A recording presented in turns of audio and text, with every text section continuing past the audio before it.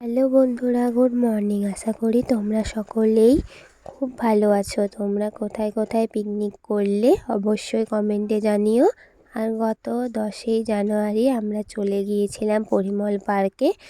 তো আমার সেরকম কোথাও পিকনিক করতে যাওয়া হয়নি, তাই শুক্রবার রাতে হঠাৎ করেই প্ল্যান হলো, আর শনিবারের সকালে 9:16 ট্রেনে আমরা চলে গেলাম। তো দেখো, পৌঁছে কিছু ব্রেকফাস্ট করে নিলাম।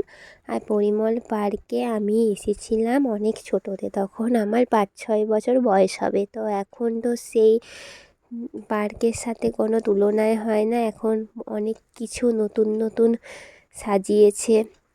তো পার্কটা খুবই সুন্দর লেগেছে আমার। আর এখানে আমরা বোটে চেপেছিলাম।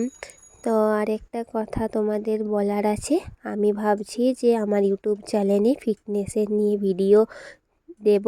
তো তোমরা যদি আগ্রহী থাকো অবশ্যই আমাকে বলবে। তো যাই হোক, তারপর আমরা কিছু সেখানে কেনাকাটা করেছিলাম। তারপর বিকেল 5টার সময়তে লাঞ্চ করতে গেলাম।